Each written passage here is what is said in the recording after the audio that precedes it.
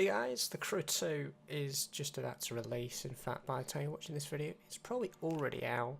Open beta finished a few days ago, and from what I can tell, from what I've seen, from what I've heard, it's the best racing game I've ever played from the last few years. Crew 2 just does a lot of things correct that I think the racing fans, and particularly for the arcade racer, does so well compared with its competitors. So what makes it that such a great game that everyone's really happy about? Well, first of all, let's go back to 2014. The Crew, the original Crew releases, and I've got to say, from my perspective, I think it was a mixed bag. It did a lot of things right, but not a lot of things were, I would say, finished or correct or people actually liked, and I think there was a mixed opinion about a lot of things. I personally didn't like the driving mechanics. Now if we fast forward back to 2018, and the Crew is just about to release, and it's just, they've improved everything. They really have.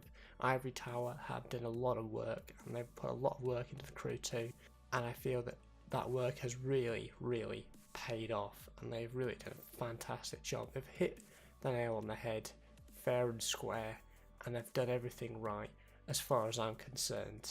Now, before I dived into the open beta, I played a little bit of Need for Speed Payback. Now, comparing those two games, going from one and then on to the other, it's quite the difference. Need for Speed is more of a have a bit of fun, have a laugh kind of thing, and the Crew 2 kind of puts in the arcade racer that you would expect, that more competitive edge to it, that more skill factor to racing games. And you know what?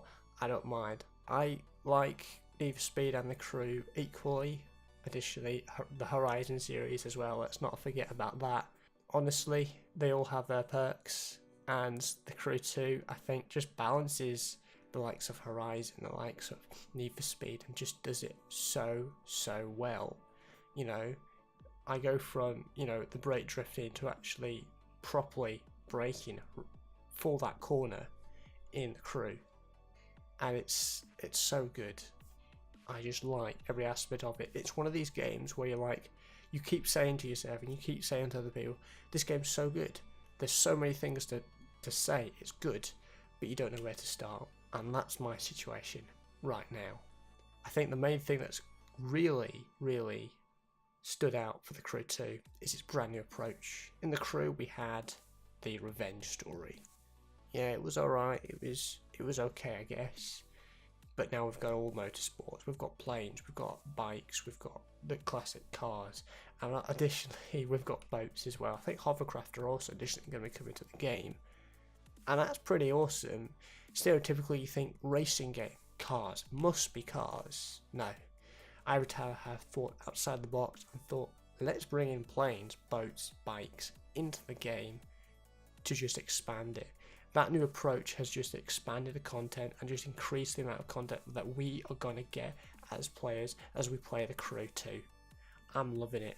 Honestly, we're going to have so many events, and I know the leveling up system is pretty nice with the social media aspect. Well, you're starting as a new nobody and becoming a popular superstar of all motorsports, and that's pretty nice. I know from the icon leveling up, so when you get to the icon level, I think there's something like 10,000 levels or something, and that's a lot of levels to level up on, and that's going to be happy for me and for those people that like to grind the racing games and just go through the cars and just enjoy the game. It's going to be really nice. Now with that, the Crew has also carried over a couple of aspects that we liked from the original Crew. Now the first one is the open world, and I'm not just talking about the open world, I'm talking about the map and the map size and what you can do. For me, the Crew is all about exploration. I don't know about anybody else, but it's exploration, doing the races, going through, getting the nicer cars, and even the lower end cars are pretty nice in my opinion. But they haven't said, yeah, let's go for a Horizon or a a GTA 5 map size. They've said, let's go for Just Cause map size. Let's make it big. Let's make it as big as we can, and that's what they've done. We've got pretty much America to play with in the Crew 2, and that just makes me smile because we've got so much in terms of diversity. We've got city areas, off-road areas, we've got track racing, and we've got the air and the sea to play with as well. The fact that you can interchange between each of these classes of vehicles as well on the go just makes it so much better. Ivory Tower, you've done a great job when it comes to just putting that all together and making it good for everyone. You don't have to focus on street racing. You don't have to go for all 4 of them. You can choose your discipline as you please. And that's what I like, a bit of choice, a bit of freedom. Everyone likes that. I like that, and I'm pretty sure the entire community likes that. Now, the second thing, the second detail, is a small detail. I think it's more, I haven't really heard anybody explain about this detail much that they like from the original Crew. I liked it, and they forwarded it into the Crew 2. And that is the first person perspective.